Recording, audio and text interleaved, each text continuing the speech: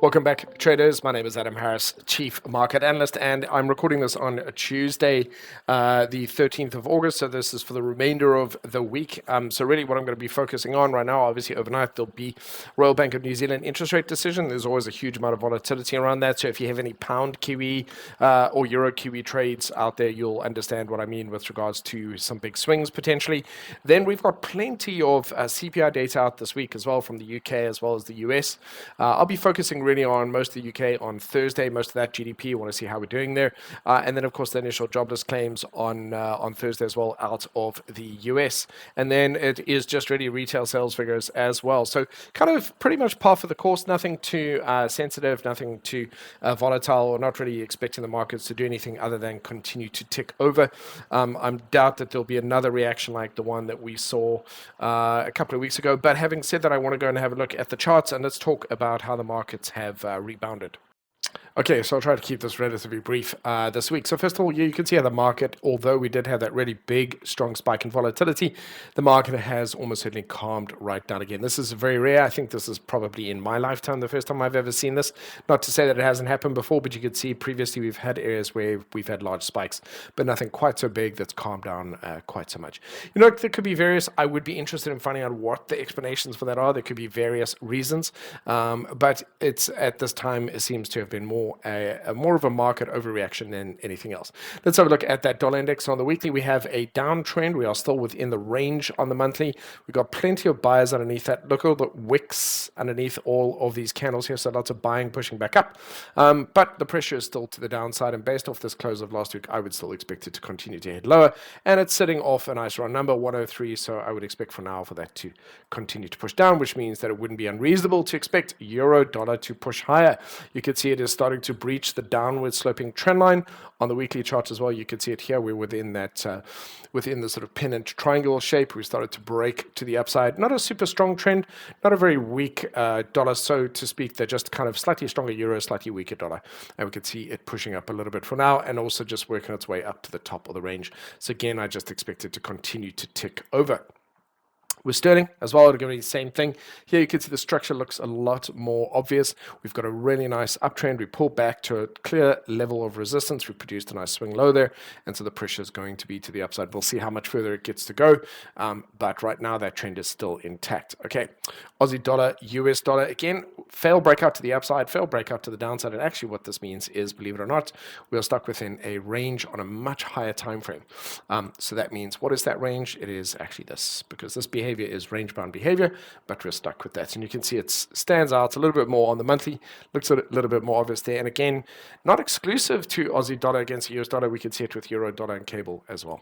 Okay, Kiwi, really nice strong level of support there. We can see it pushing back up from that one. And again, the only thing that is of interest here is the lower highs going into this. So I'm curious to see if we do break above this previous high and if it is going to stay within this range here or if it's going to stay within these sort of lower highs and continue to push down, which would lead ultimately to a breakout to the downside, which would probably clue us into a weaker Kiwi, possibly a stronger US dollar. Dollar yen. All right, so here we've had a really big move down. The market's taking a bit of a breather. We can see that that monthly trend is still intact. And this 150 area is being well defended at this point in time. You can see prices pulling back up and starting to encounter resistance at this level. So for now, the real question is, are we going to see this monthly hold? Or are we going to start to see a shift in that? And it makes it a little bit tricky. It means that we're probably going to see price head up towards the 50 period moving over here. Bump its head against that and then potentially continue down if that longer term trend is indeed going to change. Dollar Susi will be a very similar. This is quite interesting to me because this is produced a strong level of support around about that 85, 0.85 level. And we can see price is likely to push up a little bit this week. Also struggling with resistance where it is. We could see a continuation heading down from there. I can actually just clean up my chart, which I'll do in a moment. Dollar CAD's attempt here to break outside of this range. That was a sort of a failed breakout. It's still stuck within that range. You can see that strong rejection candle off that 1.3850 level there. And so currently price is pressured to the downside. But again, we're not seeing a lot of movement, folks. Really no real strong trends standing out to my mind anyway, at least not against the majors. Here, for example, gold continuing to sort of tick to the upside. You can see continuing to push a little bit higher, staying above the upward sloping trend line, definitely maintaining that bullishness. But what was my concern? Was just simply that that monthly was looking a little bit overextended. Now, kind of as I look at it here, it looks relatively healthy. It manages to have disregarded these wicks over here where it shows exhaustion, continuing to push higher, but I'm wondering if we're forming a little bit of a hanging man here, which is often a end of trend type of candlestick pattern. So we'll have to see what's going to happen with that. I still maintain right now that gold is a bit overpriced and is kind of effectively in a little bit of a sort of a struggle here on the tail end of a larger correction, which would be coming due anytime soon. Yeah, you can see silver, I beg your pardon, against the US dollar coming back down into these previous highs. So anywhere in this area I would make sense to me. If we produce a nice little bullish candle, we should start to see a bit of a correction and a continuation to the upside there. Let's have a look at light crude. I'll exclude natural gas for today. Light crude, you can see, still maintaining within this same triangular pattern here. Not always sure if on the platforms you're watching it on, if you could see this, it's a very faint line here. But yes, price came and found support at this level and is pushing its way back up to the top. And the question is it going to break out to the upside or to the downside? Or are we ultimately in the longer run going to see it break to the downside? So it's interesting to me, obviously, taking into account the fundamentals for crude oil. Is the demand for it increasing? Is there supply or oversupply, so on and so forth? Will we see it ultimately break out to the upside or to the downside? Because that puts us well into 2025. And I would be interested to see what happens then if, of course, it breaks out near the end. Okay, West Texas is pretty much the same. Looking very nice and bullish at the moment, so I do expect it to shorter term continue to push up to the upside. I'm curious to see what will happen once it starts to approach this level of resistance around about that $80 level and see if it can break through that. Let's have a look at the global indices. All right, so what happened? We had an overdue correction, very much needed. You can see that the weekly did manage to bounce up from that. So I am going to basically, this is my, let's have a look at this. Let's have a look at another one quickly as well. Let's look at the S&P. Okay, so the S&P did have a very nice correction. However, it came down and connected with that 50-period moving average. It kind of did connect to the moving averages here. That's not bad. This behavior here is a little bit more bearish than I would have expected because it couldn't close much higher. And so I'm cautiously optimistic here. I still am wary that September is next month, and we often have head lower and then start to turn around in sort of early to mid-October.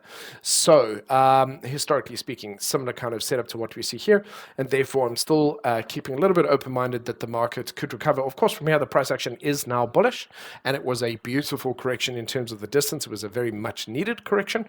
But if we do continue to head lower or back down towards that 5,000 level over the next 6 weeks, that would make sense to me as well, so that it would time in with September, and we would come out of that sort of October, and that would make a lot of sense to me from a seasonal perspective. But I have to say, we did have the correction into the area that I identified as a price, as a value. I do think that we've kind of ticked that box, so anywhere from here is fine. But also, I think we're going to see some resistance at these levels, at these key levels here, based on the price's reaction there in the past. So cautiously bullish on this, just because we have seasonal stuff happening, and September is often a very bearish month. It doesn't have to be, but it tends to happen. The reliability of that is very, very high. And then you can see the Russell still stuck within its range, so nothing really changing here. It's still stuck below that 2,100 levels. Look at the FTSE. The FTSE also having a really nice rebound. Of course, it wasn't even that overextended, but also battling with resistance. So what I'm expecting for now is potentially just a very soft push to the upside. Possibly the markets are going to slow down a little bit ahead of the election. We're only, something in the region of 85 days out now, and a lot of tensions building up here. So media loves a horse race. They're very happy now that there's some kind of a horse race happening. They're going to squeeze as much drama as they can out of it. Will they? Won't they? Who's in the lead? But again, statistically, the data looks to be much more in favor of the current administration. There's a lot of propaganda out there that makes people convinced that Trump is a shoo-in, but a lot of that is propaganda. That's all it is. It is just misinformation and disinformation to convince people that he is somehow how popular when he is very unpopular, actually. So, however, that doesn't mean that there aren't competitive races out there and that there isn't voter suppression, all kinds of antics that we saw in 2020 with an attempt to overthrow the election. So, of course, that kind of stuff is going to happen, but I believe the DOJ is looking out for it, and there's a lot of things going on. So, it will probably be a seamless transition. We'll see how it goes. I'll be interested to see how that happens. But yeah, it's looking very, very interesting. And just wanted to say, I think the markets are potentially just sitting in anticipation of getting some kind of sense of whether that current administration with the current policies is going to continue. Okay, again, you can see a nice little correction here with the ASX out of Australia. Looks like a nice bullish candle here. I think it's probably going to push onwards from there. The monthly also looking pretty good. Again, they've come back to that sort of true value region. I would have loved for it to have touched that 7.5 level, but it doesn't matter. It doesn't really have to do that, and it does look pretty good. The Nikkei as well, having had a really good correction here. So you can see right back down into these previous lows. Beautiful. That is a really fantastic correction. And actually, if we did continue up from here, that would make good sense to me. Okay, so looking at the equities of interest right now, and as a bush still continuing to build into this triangle. We'll see if it's a bullish breakout, but so far, as long as it stays above these previous lows, we're likely to have that bullish breakout. And you can see that MACD just hovering around that 0 area.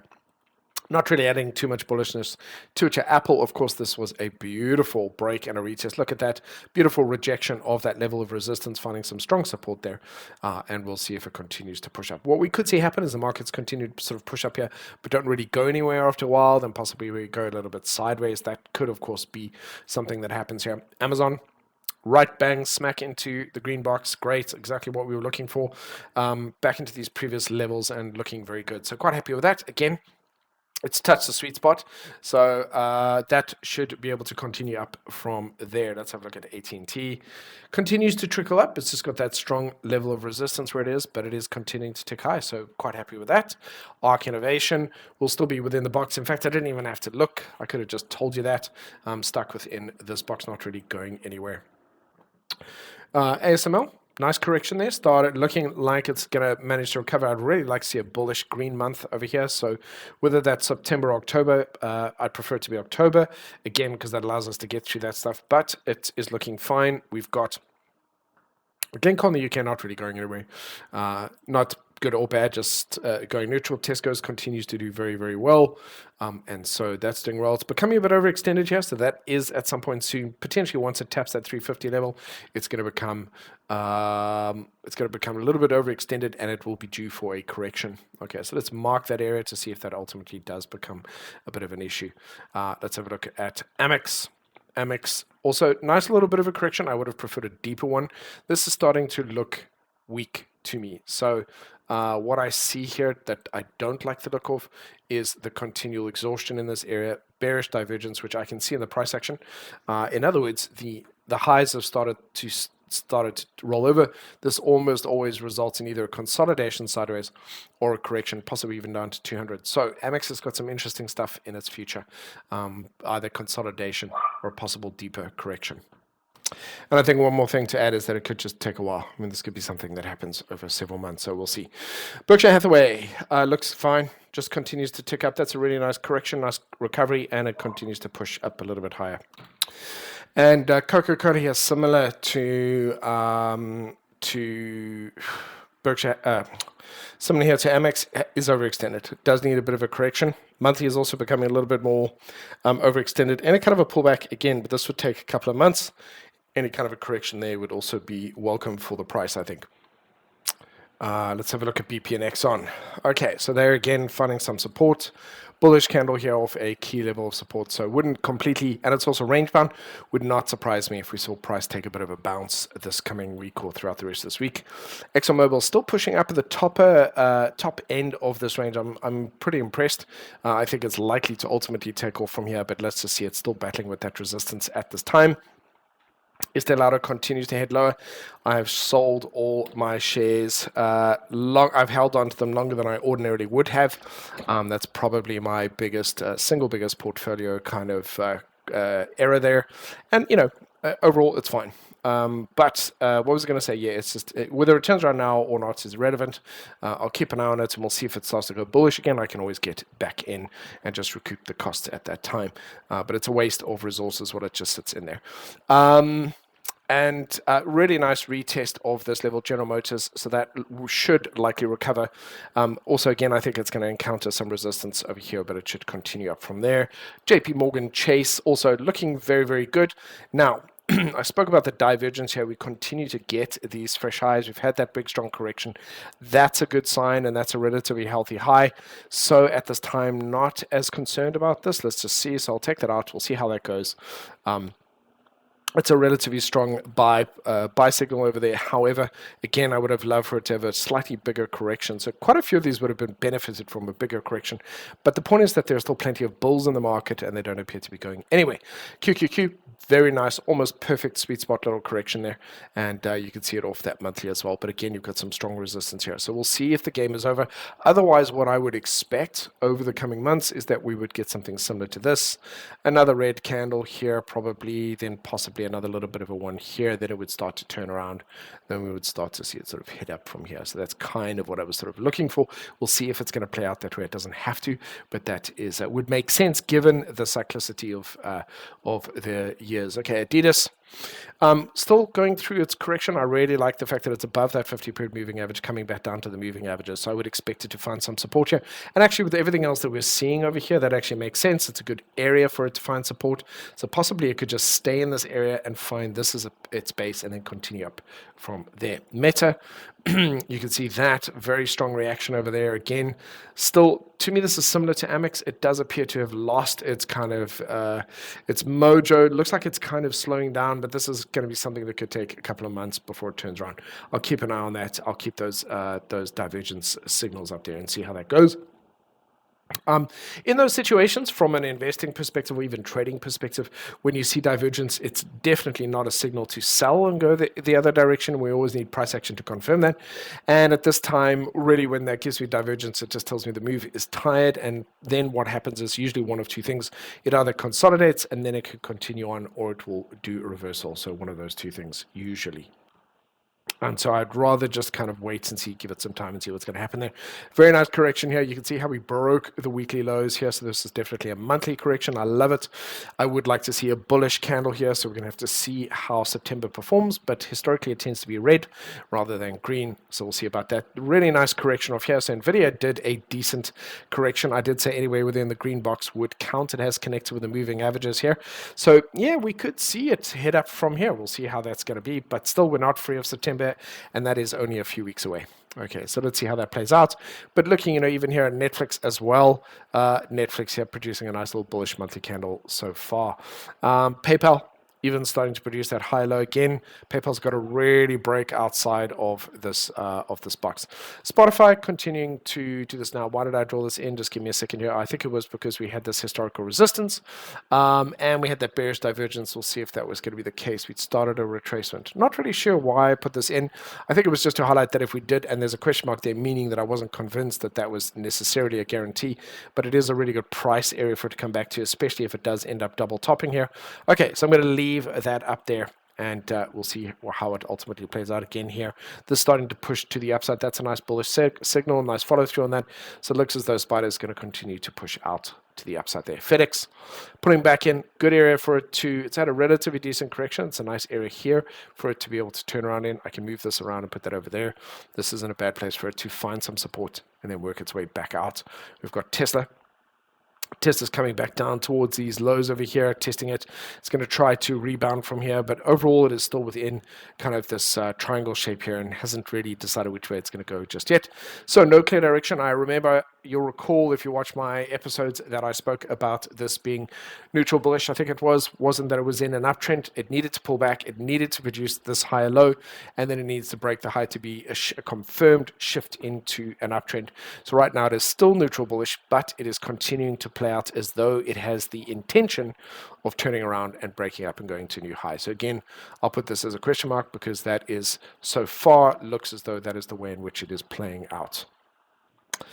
Okay, so on to Vanguard. Beautiful, beautiful, lovely correction here. Nice deep one again. We've come back down. We've had a decent monthly correction. We'll see. Again, I'm just, technically, absolutely, it's done its nice correction. It's ticked all the boxes yet, but also I can't quite escape the feeling that September might still be something. So let's just see how that ultimately plays out. Walt Disney continuing back down towards the lows over here. So it's effectively was a failed breakout. I'm going to mark the range. Here we go. We're still stuck in. So actually similar behavior here between Disney as I've seen with PayPal, for example, and ARC, and a few others. So we're going to have to see. So it would be reasonable to expect it to have a rebound somewhere here at these lows. On an ace, of course, it's going to continue down, but it is a major level of resistance. I'll just make that full screen so you can see the full screen there. We are at a key area, so let's see if it can work its way back up from there. Right, let's have a quick look at US bonds. So US bonds continuing to trend higher. Ladies and gents, this is a relatively historical thing. Let's actually go and let's hide this and let's have a look at this on a quarterly or annual basis. Let's get some sense of what's going on here. Let's try annual just to see if there's anything else. Okay, so there we go. This is interesting to me. Really nice correction here from an annual basis. Now turning around in a little bit of a sweet spot. So there we go. And that would mean that this price level would be significant because that would mean that we have a swing low. So I'm just going to create a comment on that. So stand by. Okay, so let's go back to the monthly layout, and here you can see this key level over here. So if we break that high, we're actually doing a trend. We're starting a new annual trend to the upside. So that is very interesting, ladies and gents. Keep an eye out on bonds. Look at that, some really nice setups. Nice swing low here.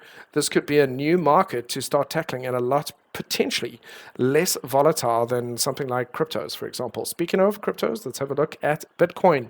So again, you can see a really nice correction down to here. Beautiful on this side. Should be worthwhile turning around. And again, they're a tech, it's a tech product.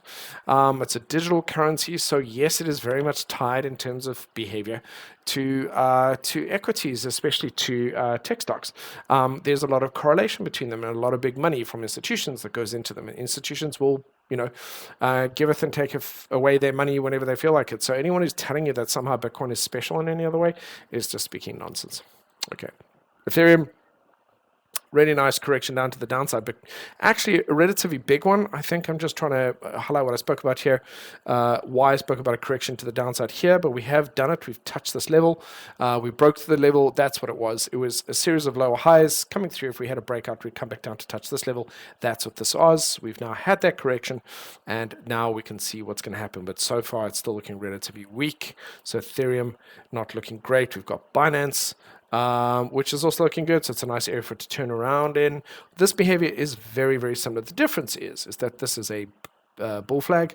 So if we just quickly draw this in, this is a bull flag, which means that it is a potential buying opportunity. And I'll tell you what I'm going to do here. I'm going to thicken this up so that it gets easier to see when we do it. There we go. I'll just save that. And then those are my new settings. And then we'll see once we break through this. We'll then have a look and see which should be a potential buy opportunity there. Let's have a look at Solana. Solana also looking pretty good, stayed within that range. And we have got Cardano, which is weaker, but it's in this area. Oh, we've broken down below that, but we're still just... Oh, look at this behavior. So very similar. So again, we've got stuff here similar to, again, I say to ARC as well, to Disney and a few others that seem to get stuck in these ranges. We'll have to see if they ultimately do break out. So now, in theory, a rising tide lifts all boats. If we are in a bull market for the next 8 years, for example, then eventually I would expect to see these break out to the upside. That being said, ladies and gents, so there we are. So just, consider the idea that we're not out of the woods just yet. But otherwise, price action technically looks bullish, looks pretty good. I'm not seeing a lot to rave about in the currency markets at this time. And I find the bond markets looking way more interesting than I think they've been for a while. Unless you were shorting them, I think there could be something there worthwhile taking another look at that. And to me, the simplest reason for that is probably very simply portfolio diversification. Okay, so why would the bond market start to pick up? Well, it's had a good run. It had a really decent correction. It's about to start another good run, and it also becomes portfolio diversification. We'll see, though. We'll see. Because obviously, as I said, the VIX calmed down. The stock market seems to have recovered, and bonds are still continuing to climb. So we'll see if there's anything in those three areas that we need to keep watching. That being said, I want to wish you a fantastic week, and I will chat to you soon.